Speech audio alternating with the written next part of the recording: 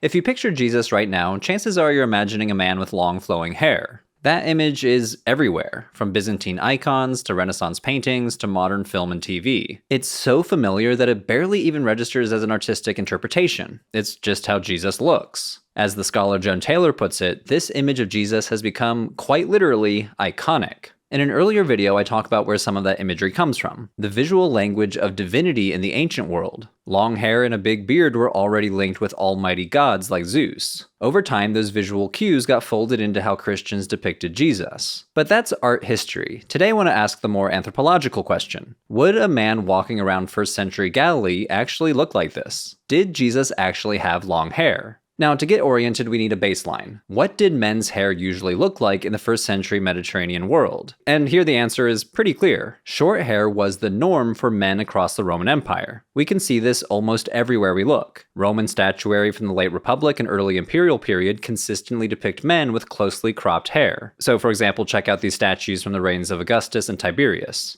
That same pattern shows up in wall paintings from Pompeii, preserved when the city was destroyed in 79 CE by a volcano. In domestic frescoes depicting banquets, shopkeepers, musicians, and everyday urban life, men overwhelmingly appear with short hair. And unlike those statues, these paintings are closer to snapshots of how ordinary people expected men to look like in public. We see something similar in the mummy portraits from Roman-era Egypt. These are naturalistic painted portraits attached to mummies, mostly dating from the 1st to 3rd century CE. They represent real individuals, often middle to upper-class Roman Egyptians living far from Rome, but still fully embedded in Roman cultural norms. And once again, men are shown with shorter hair, so even across ethnic and regional differences, the grooming norms are relatively consistent. And even when ancient sources do talk about men with long hair, they don't mean shoulder-length hair in the modern sense. Emperors who were criticized for having long hair, like Nero, would still look relatively short-haired by modern standards. I mean, Nero still has these little curls going down his neck, but this is not Fabio-level hair. So taken together, these examples give us a solid visual baseline. Across statues, frescoes, and funerary portraits, spanning Italy, Egypt, and the Eastern Mediterranean, short hair was the default male appearance. So what about Jews specifically? After all, Jesus was Jewish, and today many Jewish communities are visually distinctive when it comes to men's hair. Sidelocks called peyot are common among Orthodox Jewish men, but it's not historically accurate to project those modern markers back to the 1st century when Jesus lived. In the 1st century Galilee and Judea, Jewish identity was usually not something you could read instantly from a man's hairstyle. In fact, by most visual markers, Jews living in this region looked a lot like their Greco-Roman neighbors. Archaeology makes this especially clear, at least when it comes to clothing. Textile remains from sites like Masada, Qumran, and Jericho show that people in Roman Judea wore the same basic kinds of clothing found across the empire. Thanks to the dry climate of the Judean desert, this region has actually preserved some of the best examples of Roman-era dress anywhere in the Mediterranean.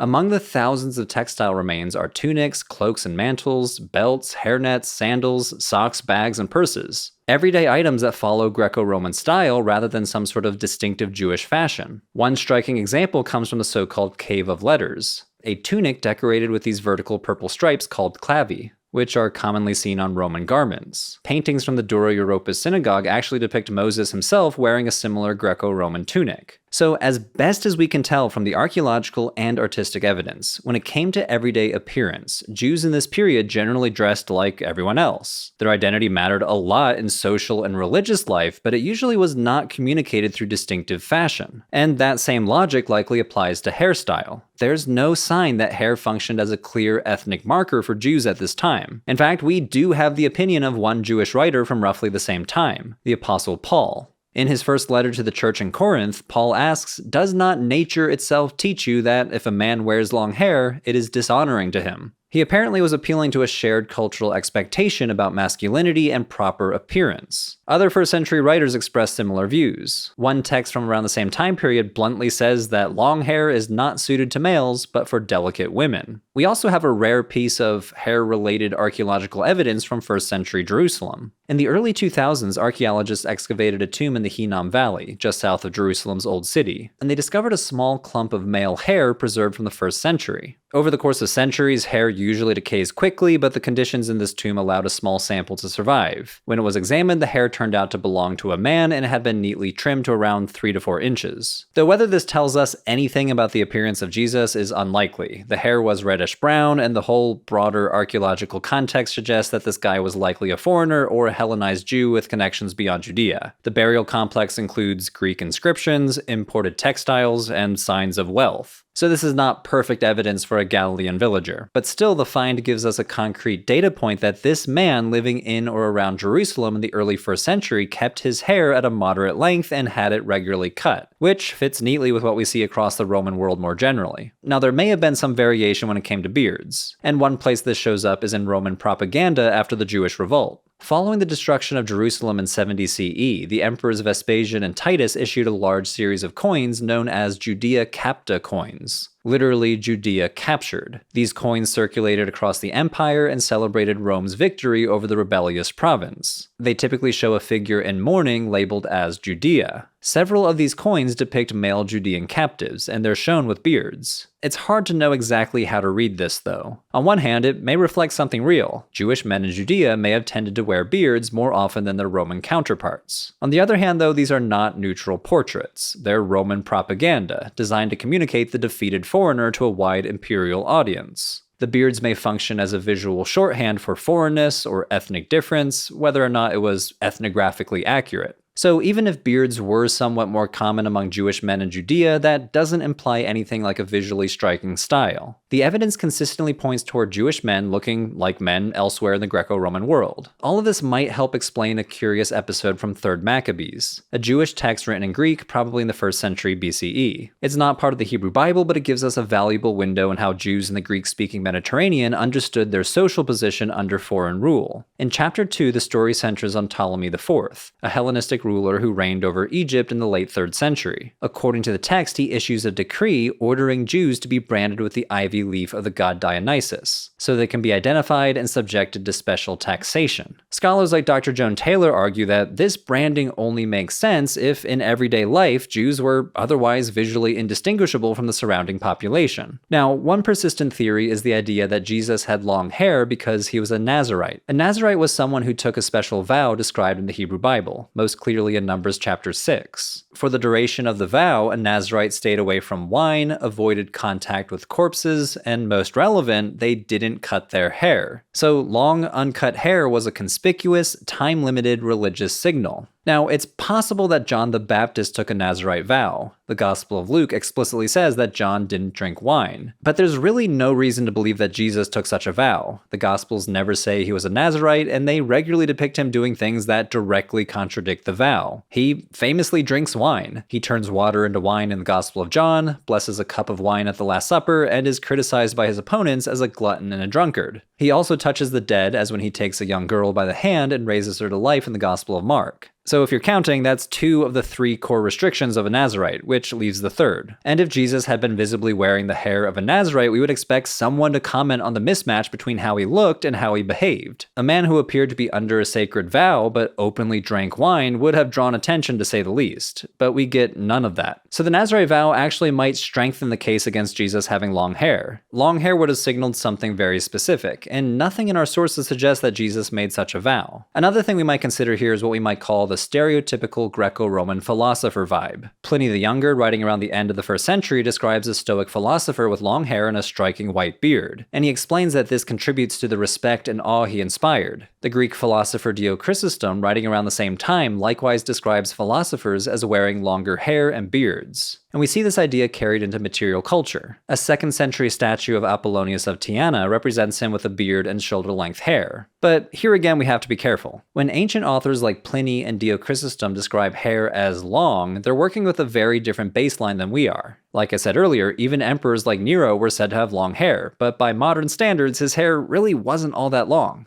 This philosopher look helps explain why some later portrayals of Jesus give him longer hair and a beard, like in the sarcophagus carving from the 300s. It visually codes him as a teacher of wisdom worthy of respect. But this philosopher trope probably doesn't tell us anything about the actual hairstyle of Jesus. And one last detail, kind of gross, but I need to mention it, lice were everywhere. In all their years excavating the Judean desert, archaeologists have found 10 hair combs, and 8 out of those 10 combs had lice. For a Galilean villager constantly traveling and sometimes sleeping outdoors, lice would have been a constant problem, and keeping hair relatively short would have been a very practical response. So, did Jesus have long hair?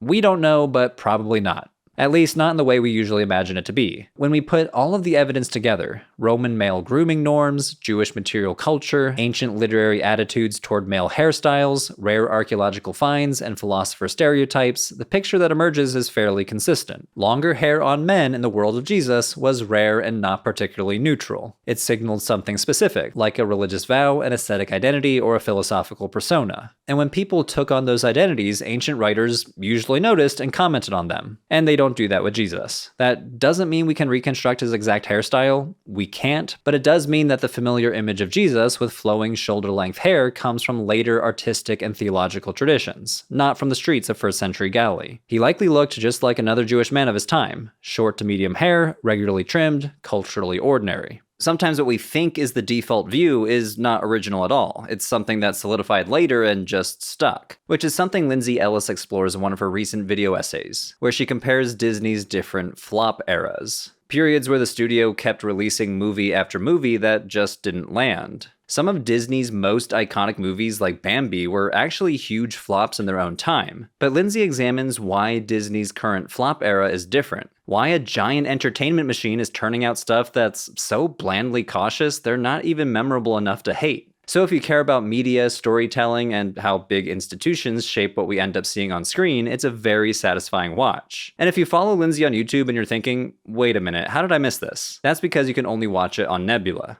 If you don't know about Nebula yet, it's a creator-owned streaming platform built by and for independent creators. There are no ads, you get early access to all of our videos, and a growing library of amazing exclusive content. For example, Season 2 just dropped of our premiere comedy debate series, Abolish Everything. The premise is a bunch of comedians argue to abolish something, and they face rebuttals from the comedians on the political establishment. The audience gets to vote on who advances to the World Championship.